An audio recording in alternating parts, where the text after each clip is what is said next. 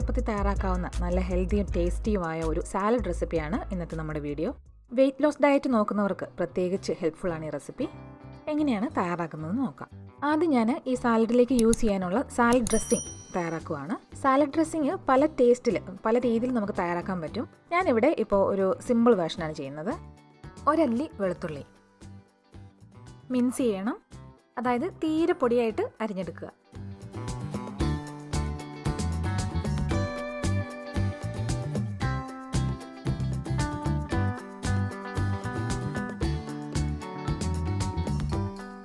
എന്നിട്ട് ഇതിപ്പോൾ ഞാനിവിടെ ഈ ഡ്രസ്സിങ് സ്റ്റോർ ചെയ്യാൻ പോകുന്ന ജാറിലേക്ക് തന്നെ എടുക്കുകയാണ്. അതാണ് നമുക്ക് എളുപ്പം. ബാക്കി ഇൻഗ്രീഡിയൻസ് ഒക്കെ ചേർത്ത് ഈ ജാറിൽ വെച്ച് തന്നെ മിക്സ് ചെയ്തെടുക്കാനാണ്. ഇതിപ്പോൾ ഒരു മീഡിയം സൈസ് വെളുത്തുള്ളി അല്ലിയായിരുന്നു. അരിഞ്ഞ് വരുമ്പം മാക്സിമം ഒരു 1/2 ടീസ്പൂണോളം ഉണ്ടാവുള്ളൂ. വെളുത്തുള്ളിയുടെ ടേസ്റ്റ് ഇഷ്ടമില്ലാത്തവർക്ക് ഇത് ഒഴിവാക്കാം കേട്ടോ. ഇനി ഇതിലേക്ക് 1/4 cup plus 1 table spoon olive oil, extra virgin olive oil. അതായത് സാലഡിലൊക്കെ ഉപയോഗിക്കുന്ന ഒലിവ് ഓയിലാണ്, സാധാരണ വറുക്കാനും വഴറ്റാനും ഒക്കെ ഉപയോഗിക്കുന്ന മൈൽഡ് ഒലിവ് ഓയിൽ അല്ല. 3 tablespoon vinegar, apple cider വിനീഗറാണ് ഞാനിവിടെ എടുത്തിരിക്കുന്നത്.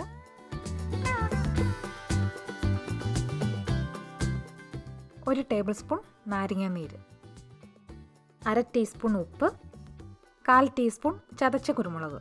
കുരുമുളക് നമ്മൾ ഫ്രഷായിട്ട് ചതച്ചെടുക്കുമ്പോഴാണ് അതിന് കൂടുതൽ ടേസ്റ്റ്. അപ്പോൾ ഞാനിവിടെ ഇത്രയും ചേരുവകളെ ചേർക്കുന്നുള്ളൂ. നിങ്ങൾക്ക് വേണമെങ്കിൽ നിങ്ങളുടെ ഇഷ്ടത്തിനനുസരിച്ചിട്ട് കൂടുതൽ ഫ്ലേവറിനായിട്ട് ഡിജോൺ മസ്റ്റാർഡ് ചേർക്കേണ്ടവർക്ക് അത് ചേർക്കാം. അതുപോലെ ഹെർബ്സ്, ഒറിഗാനോ ഒക്കെ പോലെയുള്ള ഹെർബ്സ് അത് ഫ്രഷ് ആയിട്ടോ അല്ലെങ്കിൽ ഡ്രൈഡ് ആയിട്ടാണെങ്കിലും ചേർക്കാം. അപ്പോൾ ഇതിൻ്റെ വേരിയേഷൻസ് ഒക്കെ മറ്റു വീഡിയോകളിലായിട്ട് കാണിക്കാം. ഇവിടെ ഇനി നമുക്ക് ജാറ് മൂടിയിട്ട് നല്ലപോലെ ഷെയ്ക്ക് ചെയ്ത് മിക്സ് ചെയ്തെടുക്കാം. ഇതിപ്പം ഓയിൽ ഇതിലെ ബാക്കി ലിക്വിഡ്സ് ആയിട്ട് അലിഞ്ഞു ചേരാത്തത് കൊണ്ട് ഒരു എമൽഷനായിട്ടാണ് കിട്ടുക. അപ്പോൾ ഓരോ പ്രാവശ്യവും യൂസ് ചെയ്യാൻ എടുക്കുന്നതിന് മുന്നായിട്ട് നന്നായിട്ട് ഇതുപോലെ ഒന്ന് ഷെയ്ക്ക് ചെയ്താലും നല്ലതാണ്. ഇവിടെ കാണുന്ന ഈ ഒരു കളർ എത്തുന്നത് വരെ ഷെയ്ക്ക് ചെയ്യണം, എന്നാലേ കറക്റ്റ് ടേസ്റ്റ് കിട്ടുള്ളൂ. ഇതിൽ നിന്നൊരു 1-2 ടേബിൾ സ്പൂൺ, അത് നമ്മുടെ സാലഡിൻ്റെ അളവനുസരിച്ചിട്ടാണ് നമ്മൾ ചേർക്കുന്നത്. ബാക്കി വരുന്നത് ഫ്രിഡ്ജിൽ സൂക്ഷിക്കാം. ഇതിപ്പോൾ തയ്യാറാക്കി കഴിഞ്ഞിട്ട് ഒരു 30 മിനിറ്റെങ്കിലും വെച്ചതിന് ശേഷം വേണം ഉപയോഗിക്കാനേ. അപ്പോൾ സാലഡിലേക്കുള്ള ഡ്രസ്സിങ് റെഡിയായി. ഇനി സാലഡ് തയ്യാറാക്കുന്നത് എങ്ങനെയാണെന്ന് നോക്കാം. അതിനായിട്ട് ഞാനിവിടെ ഒരു 2-3 പിടി ഇലകൾ എടുക്കുകയാണ്.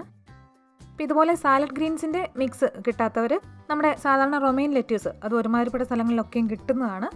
അത് നമ്മുടെ സൗകര്യത്തിനനുസരിച്ചിട്ട് മുറിച്ച് എടുത്താൽ മതി. അതുപോലെ തന്നെ ബേബി സ്പിനച്ച് കിട്ടുന്നവർക്ക് അതും ചേർക്കാം. ഇവിടെ ഞാനിപ്പോൾ സാലഡ് ഗ്രീൻസ് സ്പ്രിംഗ് മിക്സ് എന്ന് പറഞ്ഞ് കടയിൽ കിട്ടുന്നതാണ് എടുത്തിരിക്കുന്നത്. അത് ഓരോ സീസണിലും അവൈലബിൾ ആയിരിക്കുന്നതനുസരിച്ചിട്ട് ഓരോ പ്രാവശ്യം വാങ്ങുമ്പോഴും ഓരോ കോമ്പിനേഷനിലാണ് വരാറ്. ഇത്തവണ എനിക്ക് കിട്ടിയതിൽ പലതരത്തിലുള്ള ലെറ്റ്യൂസും, kale, beet leaves, mustard leaves, arugula, baby spinach ഒക്കെയാണ് ഉള്ളത്. ഇങ്ങനെ പല ഇലകളുടെ മിക്സ് എടുക്കാൻ പറ്റുവാണെങ്കിൽ സ്ഥിരമായിട്ട് കഴിച്ചാലും ഈ സാലഡ് പെട്ടെന്ന് അങ്ങനെ മടുക്കത്തില്ല. ഇനി ഇതിലേക്ക് നമ്മൾ ചേർക്കുന്നത് കുക്കുംബറാണ്. അത്യാവശ്യം വലിയ കുക്കുംബറാണ്. 2 പേർക്കുള്ള സാലഡിനുള്ള കണക്കിനാണ് ഞാൻ എടുക്കുന്നത്. ഇവിടെ ഞങ്ങൾക്ക് കിട്ടുന്ന കുക്കുംബർ അത്യാവശ്യം കട്ടിയുള്ള തൊലിയുള്ളതാണ്. അതുകൊണ്ട് തൊലിക്ക് അല്പം കയ്പുണ്ട്. അതുകൊണ്ട് ഞാനത് ചെത്തി മാറ്റുകയാണ്. കയ്പില്ലാത്ത ടൈപ്പാണ് നിങ്ങൾക്ക് കിട്ടുന്നതെങ്കിൽ തൊലിയോടെ ചേർക്കാം. ഇത് കനം കുറച്ച് അരിഞ്ഞെടുക്കുകയാണ്. അടുത്തത് ഒരു വലിയ തക്കാളി, അത് മുഴുവനും എടുക്കുകയാണ്. അല്ലെങ്കിൽ ഇതിന് പകരം ചെറി ടൊമാറ്റോ, പ്ലം ടൊമാറ്റോ ആണ് ഇഷ്ടമെങ്കിൽ അത് ഒരു പിടി എടുക്കാം. ഇതും കനം കുറച്ച് അരിഞ്ഞെടുക്കുകയാണ്. കുഞ്ഞ് തക്കാളിയെ ചേർക്കുന്നതെങ്കിൽ, അതായത് ചെറി ടൊമാറ്റോ, പ്ലം ടൊമാറ്റോ ആണ് ചേർക്കുന്നതെങ്കിൽ ഒന്ന് പകുതിയാക്കി മുറിച്ചിട്ടാൽ മതിയാവും.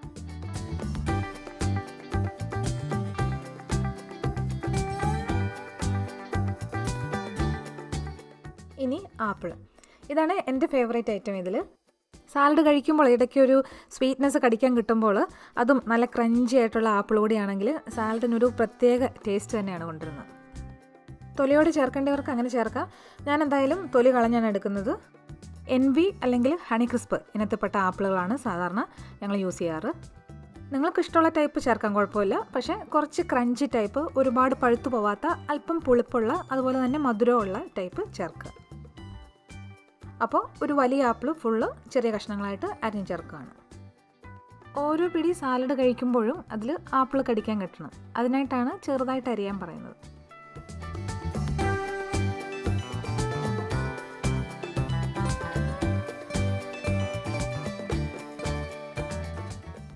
ഇനി ചേർക്കാനുള്ളത് ചീസാണ്.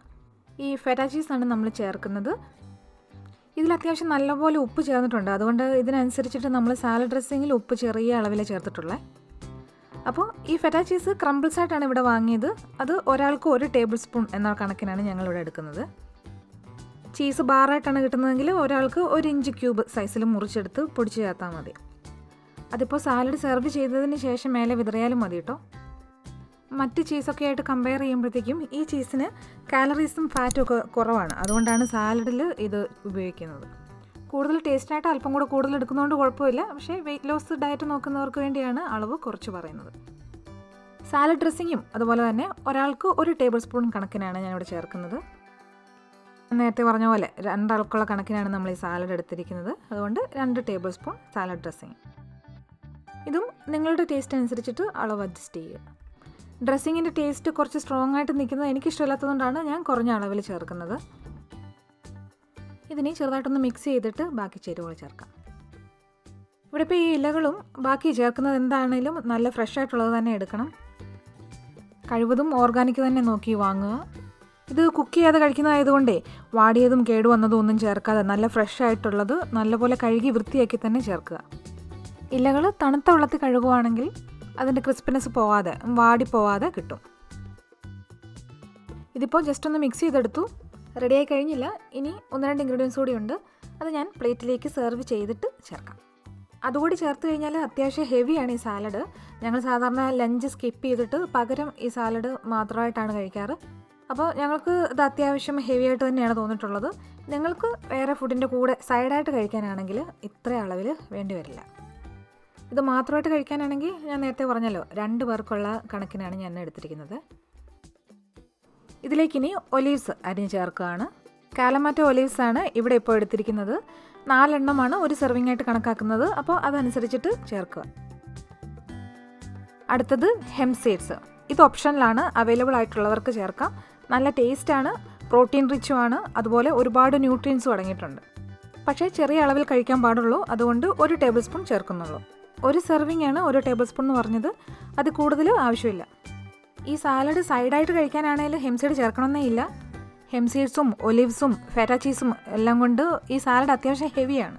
അതുകൊണ്ട് നേരത്തെ പറഞ്ഞ പോലെ മീൽസ് സ്കിപ്പ് ചെയ്തിട്ട് പകരം കഴിക്കാനാണെങ്കിലാണ് ഇത്ര അളവ് നമ്മൾ പറയുന്നത്. അങ്ങനെ നമ്മുടെ സാലഡ് റെഡി. സാധാരണ ഹെൽത്തി ഫുഡിന് ടേസ്റ്റ് കുറവെന്ന് പറയുമെങ്കിലും ഇതങ്ങനെയല്ല കേട്ടോ, നല്ല ടേസ്റ്റിയുമാണ്. അപ്പോൾ ട്രൈ ചെയ്തിട്ട് നിങ്ങളുടെ അഭിപ്രായങ്ങൾ അറിയിക്കുക.